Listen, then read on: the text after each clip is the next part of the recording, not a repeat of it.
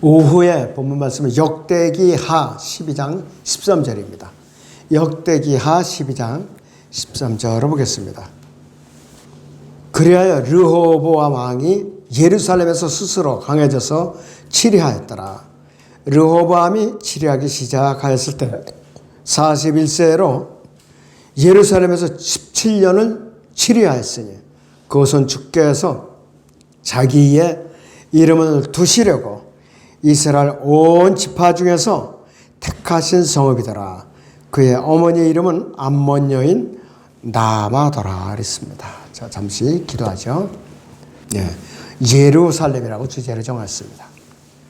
예루살렘은 화평의 성읍이라고 합니다. 화평의 성읍. 역사적으로 볼 때는 잠시도 평안한 때가 없으며 거의 1년 내내 전쟁이 있었던 곳이에요. 그래서 예루살렘이 화평의 성읍이라고 불리는 것 자체가 지금도 이상할 정도예요. 지금도. 하마스와 전쟁이 어느 정도 마감이 되면서 헤즈볼라와 또 극렬한 전쟁을 벌이고 있죠. 이란이 개입되어 있죠. 예멘이 개입되어 있죠. 또 여기에 앞으로 러시아가 개입되기 직전에 있어요. 이스라엘과 영국, 미국 연합 전투기들이 지금 폭격을 하고 있어요. 앞으로 좀 더 조금은 러시아가 개입했다 하면 3차 전쟁에 바로 러시아가 개입했다면 지구상에서 예루살렘은 지금까지 가장 많은 전쟁이 끊임없이 계속되고 있어요. 21세기에는 아랍인들은 레바논 사람들, 레바논인들, 이집트인들, 팔레스타인 해방기구 피에로 이슬람 무력 과격 폭력단체 조직인 IS, 최근에는 하마스, 헤즈볼라, 로마 카톨릭 교황, 또 이들을 도와주는 미국의 뉴스미디어, 이 더불어서 이 예루살렘 성읍을 대적하여 싸우는 일을 인계받아서 지금까지 계속해서 부채질을 하고 있어요. 뉴스 매체, 언론 매체가 부채질을 하고 있는 것이에요. 가장 마지막 전쟁은 예루살렘에서 가장 마지막 전쟁은 적 그리스도와 그의 군대가 예수 그리스도와 함께 그분의 하늘 군대 지상 재림으로 아마겟돈 전쟁을 거쳐서 예루살렘이 화평의 성읍이라고 불리는 거예요. 그때 예루살렘이라고 불려요. 드디어 그때요. 자, 첫째, 예루살렘은 주께서 그분의 이름을 두시라고 정하신 곳이에요. 팔레스타인 땅의 모든 땅들이 영광인 성경적인 첫 번째 이유는 무엇인가? 그분께서 이름을 두시라고 정해 놓으셨기 때문에 모든 땅들이 영광인 곳이라 이거예요. 그래서 역대기하 본문 아까 본 12장 13절에서는 그리하여 르호보암 왕이 예루살렘에서 스스로 강해져서 치리하였더라. 르호보암이 치리하기 시작하였을 때 41세로 예루살렘에서 17년을 치리하였으니 그것은 주께서 자기의 이름을 두시려고 이스라엘 온 지파 중에서 택하신 성읍이더라. 그의 어머니의 이름은 암몬 여인 나마더라 했습니다. 그 어머니가 이방 여인이에요. 12지파 중에서 고른 것이 아니라.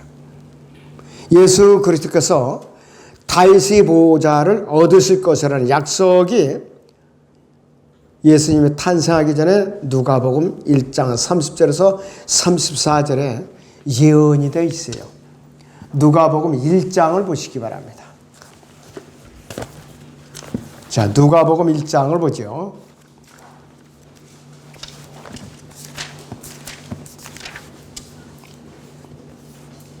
자, 여기서 32절, 33절을 봅니다. 누가복음 1장 32절, 33절을 봅니다. 그는 위대하게 될 것이며 가장 높으신 분의 아들이라 불릴 것이요.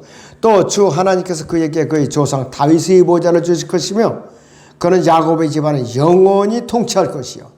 그의 왕국은 무궁하리라고 하니라 했습니다. 다윗의 왕국을 말하는 것이. 자, 그런데 아직까지는 예수 그리스도께서 그분의 보좌를 얻지 못했어요.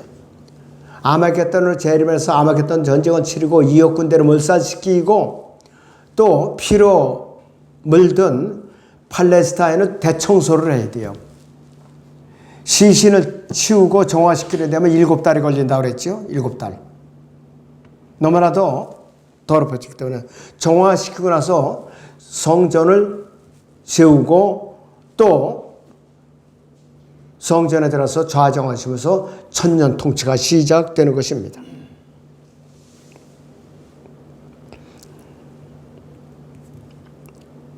자, 문자적으로 다윗의 몸의 소생은 마리아의 시에서 이어지는데 누가복음 1장의 27절을 봅니다.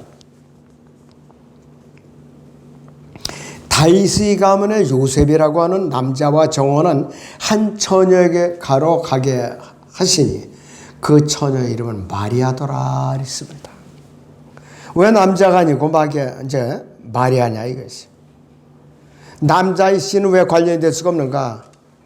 다윗의 보호자를 계승할 다윗의 아들들이 남한국 유다의 왕들 중에 마지막 왕이 여코냐, 코니야, 요야킨이라고 불러요. 여기에서 대가 끊어졌어요. 여기 오타가 났는데요. 예레미야서 22장 29절에서 30절을 봅니다. 예레미야서 22장을 보세요, 여러분들. 성경 예레미야서 22장 29절에서 30절을 봅니다. 예레미야 22장 29절부터 오 땅이여 땅이여 땅이여 주의 말을 들으라. 주가 이같이 말하노라. 너희는 이 사람이 자식이 없겠고 그의 평생에 번성치 못할 사람이라고 쓰라. 이는 그의 씨에서는 아무도 번성치 못하며 다윗의 보좌에 앉아 유다를 다스릴 자가 더 이상 없을 것이라 했습니다. 고니아 때에 대가 끊어진 거예요. 자식이 끊었다 이거예요. 바벨론으로 또 포로로 잡혀갔고. 그렇기 때문에 주의 기름 부음 받은 이는 다윗에게 속한 남자의 씨로 태어날 수가 없었어요. 그래서 하나님께서는 어떻게 처리하셨는가? 여자의 씨였었어요. 여자의 씨. 창세기 3장 11절에서 여인의 후손이라고 그랬죠. 자, 다윗의 보좌에 관련된 구절들을 보면 첫째는 다윗의 보좌는 땅 위에 예루살렘에 있게 될 것이라고 에스겔 43장 7절에 나와 있고 또 다윗의 보좌는 주의 보좌라고 불립니다. 주의 보좌. 역대상 29장 23절에서 또 다윗의 보좌는 그의 영광의 보좌라고 불려요. 마태복음 25장 31절에서 또 다윗의 보좌는 다윗의 보좌라고 불리죠. 아까 읽었던 누가복음 1장 32절에서 또 그분의 영광의 보좌는 팔레스타인 땅에 있게 된다 이거예요. 예루살렘에 그것도 마태복음 19장 28절에서 그 다음에 다윗의 아들이신 분이 이 하늘의 왕국 천년 왕국에서 이 보좌를 차지하시죠. 이사야 9장 7절입니다.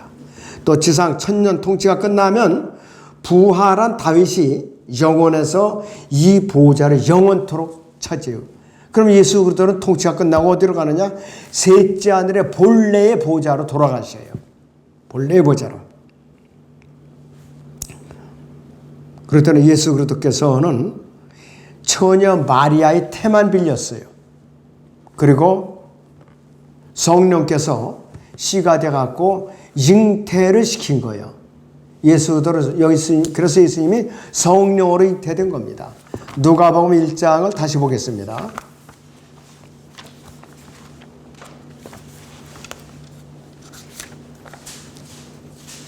누가복음 1장에 여기서 34절 35절을 보죠. 마리아가 그 천사에게 말하기를 내가 남자를 모르는데 어찌 이런 일이 있을 수 있겠나이까 라고 하니 그 천사가 대답하여 그녀에게 말하기를 성령께서 너에게 임하실 것이며 가장 높으신 분의 능력이 너를 덮으리니 그러므로 그에게서 탄생하실 그 거룩한 이는 하나님의 아들이라 불리라고 그랬어요. 성령으로 성령이 씨가 된 거예요. 정자가 된 거라 이것이에요. 마태복음 1장을 봅니다. 다시 마태복음 1장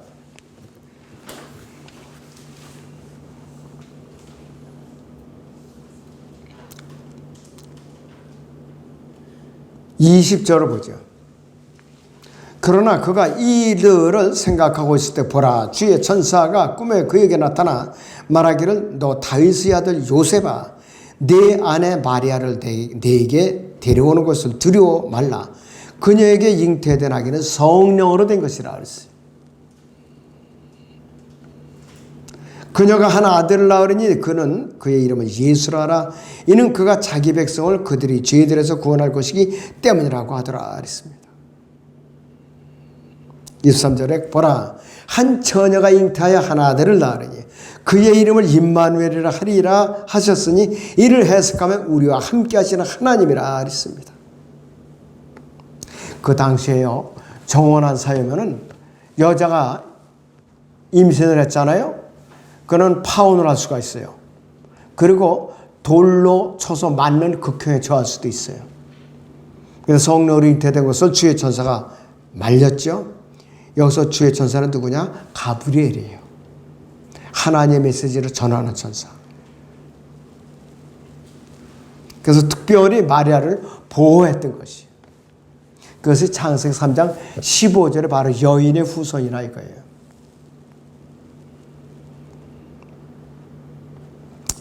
자, 야곱의 고난할 때 큰 환란 기간에는 대환란 기간에는 이스라엘 민족을 비롯해서 이 땅의 모든 사람들이 굶주림과 기근으로 시달리게 된다 이거예요. 가난한 자가 궁핍한 자라는 이 용어가 마태복음 25장의 3분의 1 정도가 계속해서 나오고 있어요. 산성 설교 2번이나 언급되어 있습니다. 야고보서 1장과 5장에서도 언급되어 있고 잠언과 욥기 곳곳에 언급되고 요한계시록 13장에서 13절에 18절에서는 더욱 분명하게 나타난다. 적그리스도가 슈퍼컴퓨터에서 사람들의 혼을 다 실어요. 그때는 내 의지대로 움직이는 게 아니라 적그리스도의 슈퍼컴퓨터에서 이 IC 칩을 받으면은 점수표를 받으면은 그 슈퍼컴퓨터에서 사람들의 혼이 원격 조정이 되는 거예요. 자기 의지대로 되리질 않고. 그렇기 때문에 그 요한계시록 13장 16절부터 보시면은 그가 모든 자, 즉 작은 자나 큰 자, 부자나 가난한 자, 자유나 종이나 그들이 오른손이나 이마에 표를 받게 하고 그 표나 그 점성의 이름이나 그의 이름의 숫자를 지닌 사람을 제외하고는 아무도 서거나 팔 수 없게 하더라. 지혜가 여기 있으니 지각이 있는 자는 그 점성의 숫자를 헤아려보라. 그것은 한 사람의 숫자이니 그의 숫자는 666이니라는 예언에 따라서 또 점성의 표를 안 받으면 다 굶어 죽게 하는 거예요. 요한계시록 18장을 보죠.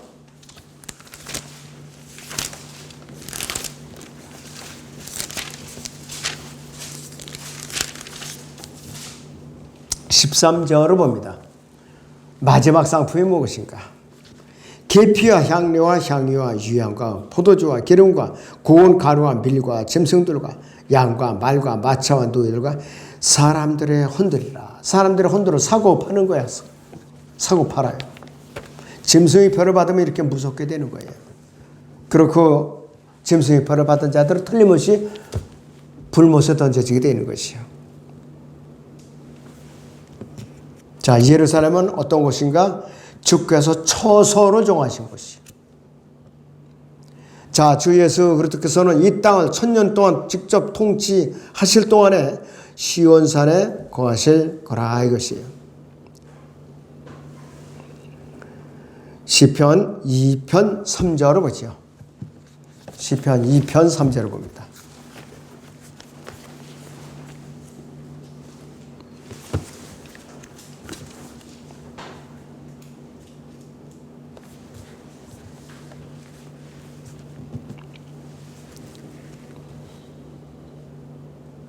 자, 1절부터 보죠. 어찌하여 이방에 분노하며 백성이 늘이 헛된 일을 꾀하는가? 땅의 왕들이 나서고 치리자들이 서로 의논하여 주와 그의 기름 부음 받은 이를 대적하여 말하기를 우리가 그들이 결박을 끊고 그들이 멍에를 벗어버리자 하는도다 그랬습니다. 이 땅에 예수님께서 통치하시는 것을 극렬하게 반대하고 대적을 한다 이것이에요. 그래서 예수 그리스도께서는 지상 천년 통치가 끝나기 바로 직전에 곡과 마곡이 나타날 때도 계셔요. 요한계시록 20장 8절을 보죠.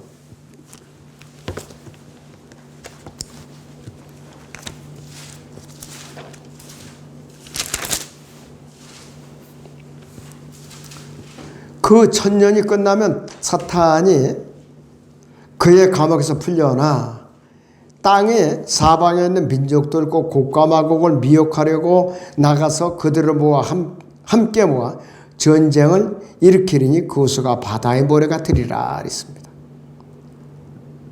이때도 예수님께서 보좌에 앉아 계시는 거예요. 땅에. 그들이 땅에 넓은 데로 올라가서 성도들의 진영과 사랑하시는 도성을 포위하니 하늘에서 불이 하나님께로 내려와 그들을 삼켜버리더라. 불러서 완전히 삼켜버려요. 그땐 전쟁도 아니야. 그냥 삼켜버려요.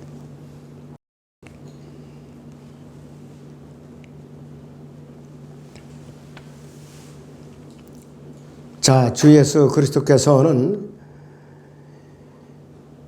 팔레스타인 땅의 모든 땅들이 영광인 성경적인 두 번째 이유는 팔레스타인 땅의 거처를 정하셨어요. 그리고 다윗의 보좌에 앉으셔서 직접 통치하시기 때문에 주님께서 거처를 정하셨다고 그러는데 시편 132편을 보죠. 시편 132편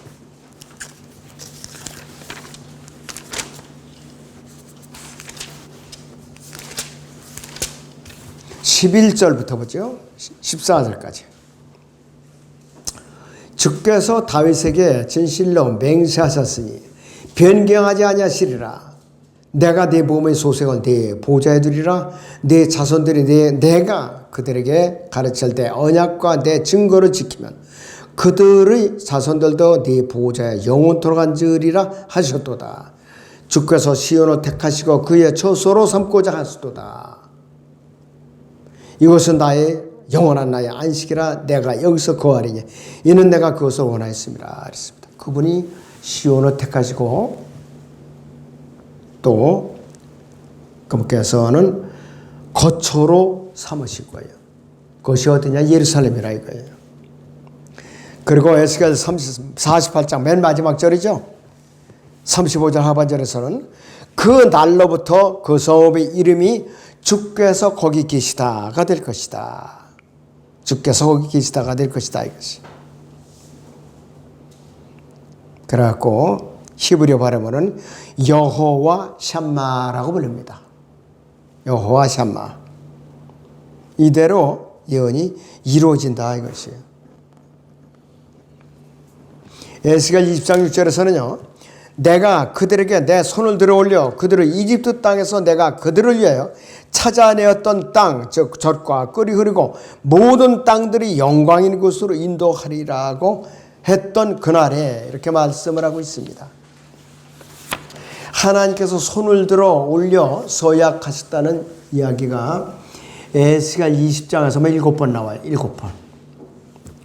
20장 5절에서 2번 나오고 6절에서 1번 나오고 15절에서 1번 나오고 23절과 28절에서 1번 나오고 24절에서 또 1번 나와요. 42절에서 또 1번 나와요.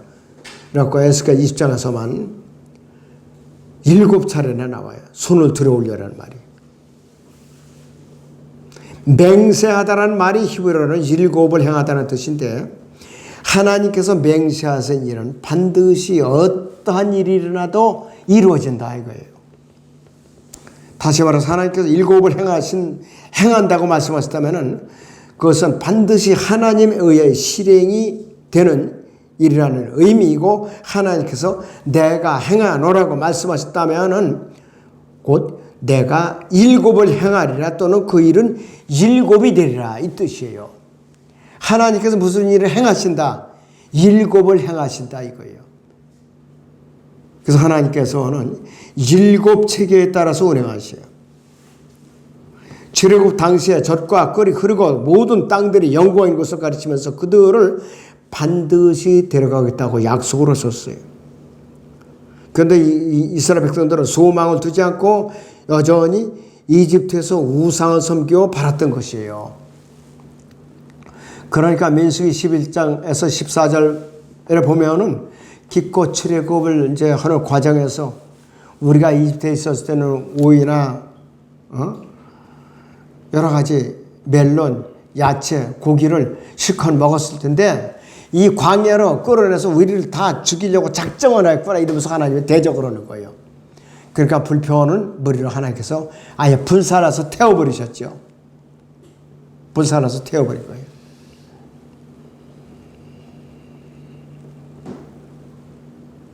그래서 만나라는 용어가 바빌론어로는 이것이 신이라는 말이에요. 신. 이스라엘 백성들은 너무나도 마음이 곧고 완악했던 사람들이에요. 그런데 이집트는 자신들이 종노릇을 있었던 질고의 땅이었고 영의 고통과 혹독한 노예 생활로 전망에 빠져 있었음에도 불구하고 하나님께서 반드시 구출해내겠다고 하신 약속을 이들은 믿질 않았던 것이요. 이들은 고통을 당했을 때 아주 굉장히 간절했던 사람들이에요. 출애굽기 2장을 봅니다.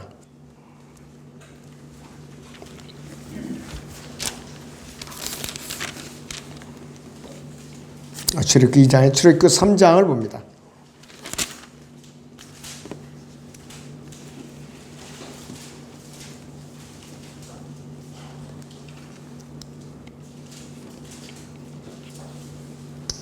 자, 여기서 보니까 7절부터 보세요.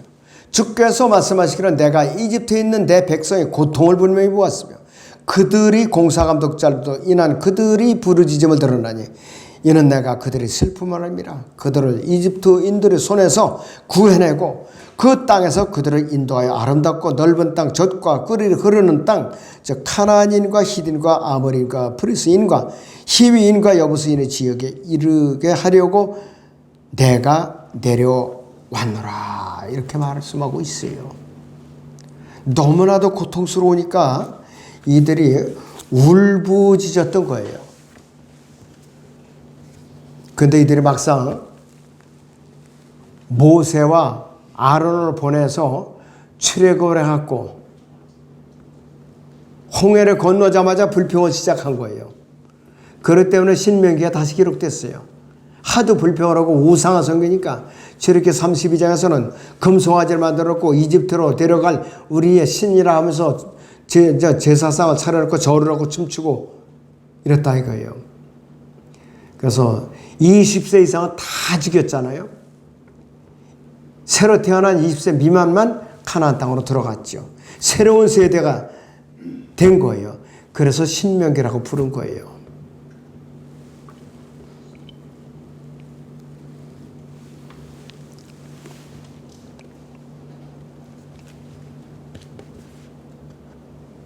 참으로 너무나도 이들은 완악하고 완악했던 민족이라 이것이.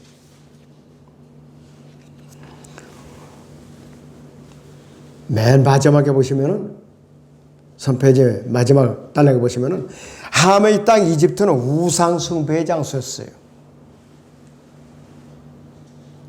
이스라엘이 이집트에서 우상 숭배 종교에 오염되는 것을 하나님께서 막기 위해서 이들을 이집트에서 성별시키기로 작정을 하신 거예요.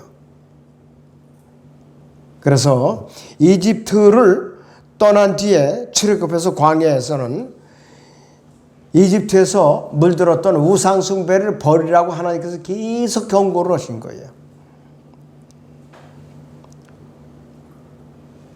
그런데 그들은 끝내 거역하고 출애굽기 32장에서 금송아지를 드렸다가 혼쭐이 났죠. 이제 모세의 중보기도가 아니었었으면은 이들은 다 몰세라 당하고 모세를 통해서 새로운 민족을 세울 뻔했던 것이에요. 하나님께서는 레위기 17장 7절에서도 그들이 음란하게 숭배했던 마귀들에게 그들이 희생제물을 더 이상 바치지 말지니라 이렇게 경고를 했는데도 불구하고 이스라엘은 광야 생활 40년 동안에 끈질기게 우상 숭배를 해왔던 것이, 다른 민족들과 접촉하면서 오히려 더 많은 우상을 받아들이게, 더 많은 우상을.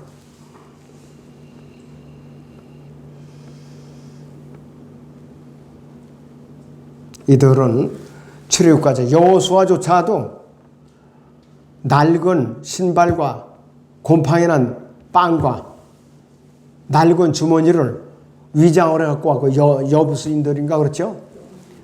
근데 주님께 묻지도 않고 조약을 맺어버린 거예요. 3일 지나니까 들통이 났어요. 이들이 가짜라는 게. 결국은 이들이 물을 깃고 장작을 패는 자들도 이제 종들로 섬기다가 이들에 의해서 바알 다 섬기고 말았어요.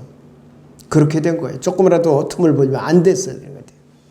여호수아가 죽기 전에 뭐라고 했는가? 여호수아서 24장 거기 14절 15절에서는 뭐라고 그랬는가? 그러므로 이제 주를 두려워하고 성실과 진리로 그분을 섬기라.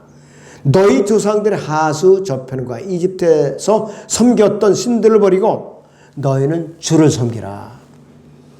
만일 주를 섬기는 것이 너에게 악하게 보이거든 하수 건너편에서 너희 조상이 섬기던 신들이거나 너희가 거하는 땅의 아모리인들의 신들이든 간에 너희가 섬길 자를 오늘날 너희가 택하라. 그러나 나와 내 집은 주를 섬기리라. 이렇게 단호하게 서는 것이에요. 알아서 따라오라 이거예요. 에스겔 20장 7절에서는 하나님께서는 이스라엘 백성에게 우상들로 더불어 너희 자신들을 더럽히지 말라고 경고했는데 그 전제 조건이 뭐냐? 자기 눈에 가증함들을 내어버리고 있습니다.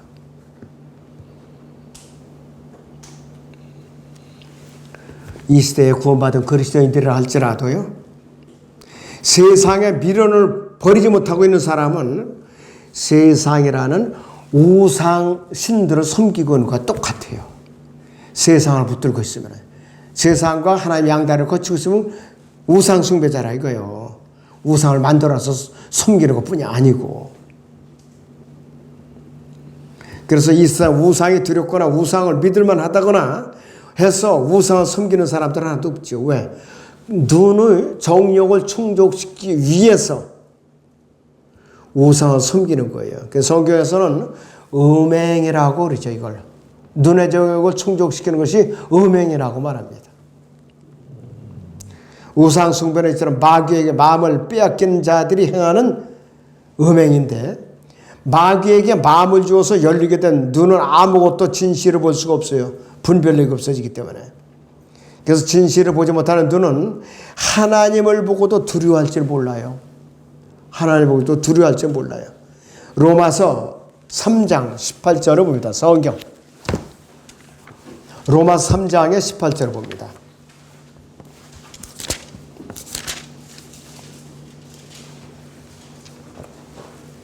그들이 눈앞에는 하나님을 두려워하며 없도다라고 하였느니라. 이제 율법이 말하는 것은 무엇이나 율법 아래 있는 사람들에게 말하는 것인 줄 우리가 아노니 이는 모든 입을 막고 온 세상에 하나님 앞에 죄가 있게 하려 함이니라 했습니다. 하나님의 심판은 아무도 피할 수가 없는 것이에요. 그래서 오죽하면 이 마지막 라오디게아 교회 시대에는 안약을 네 눈에 발라 보게 하라고 그랬을까요? 눈에 실제로 바른 안약이 아니라 말씀의 눈을 뜨라 그 소리예요. 바로 분별력을 가지라 이 뜻이에요. 예수 그리스도를 문 밖으로 내어 쫓은 교회가 라오디게아 시대입니다. 요한계시록 3장 20절 보죠. 요한계시록 3장 20절을 봅니다.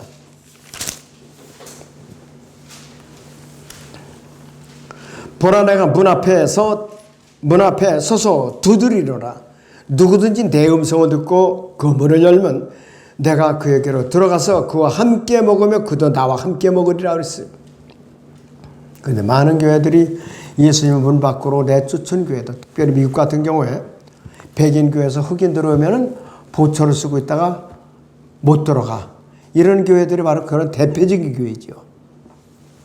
근데 우리나라 유학생들이 미국 교회 좀 호기심이 있어서 이제 가보면은 어떻게 눈총이 심한지 결국은 다니다가 슬그머니 개걸음 쳐갖고 나온다고 그러더라고요. 백인들이 이렇게 눈총을 줘가지고. 그런 일을 겪은 사람들이 너무나도 많은 거예요. 그건 뭔가 인종차별화는 우상을 섬기고 있는 거예요. 이스라엘은 그들이 눈에 가증한 것들을 내버리지 아니하고 이미 우상들에게 마음을 뺏겼기 때문에 하나님의 말씀에 귀를 기울이지 않고 반역을 하고 막았어요. 이집트 우상들을 버리지 못하고 하나님께 반역한 자들을 응징하기 위해서 이집트 땅 가운데서 자신의 분노를 쏟아 놓으시겠다고 말씀을 하신 것이에요. 그런데 그들이 이집트의 우상을 광야에 왔을 때 계속 못 버리고 섬기니까 20세 이상은 다 죽인 거예요.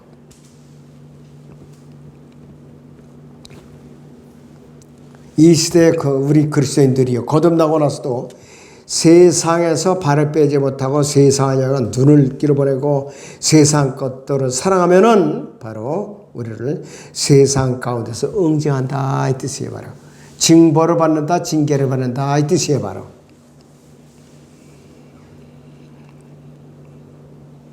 그래서 하나님께서는 이스라엘 백성이 자신의 이름이 더럽혀지는 것을 참을 수 없기 때문에 이집트에서 출애굽을 시키신 거예요.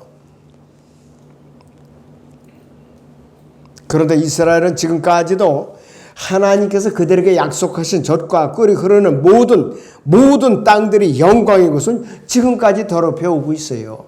이들은 아직도 우상을 섬기고 있고 동성연애가 만연해 있어요. 더군다나 모세의 수건이 그들의 마음을 가려서 복음을 거절하고 있어요. 그들은. 그러니까 앞으로 3년 반의 큰 그 환란이 그들을 기다리고 있는 거예요. 그래야만 돌이켜요. 그런 남은 자들이 지상왕국으로 들어가는 것이죠. 그럴 때는 하나님께서는 더 이상 그분의 이름이 더럽혀지지 않도록 그분의 이름을 두시려고 정하신 것, 그분의 처소로 정하신 것이 더 이상 더럽혀지지 않도록 그분의 백성 이스라엘을 대환란을 통해서 다스리시고 팔레사인 땅에 재림하셔서 아말겟돈에서 그분의 원수들을 물리치고 7개월 동안 정화 작업을 벌였어요. 7개월 동안이나. 그리고 모든 땅들이 영광의 것을 철저하게 정화시키고 직접 통치하시면은 모든 땅들의 영광인 곳이라는 예언이 문자적으로 이루어지고 화평의 성읍이라는 예루살렘이라는 이름이 그때 가서야 빛이 나게 될 것입니다. 기도하겠습니다.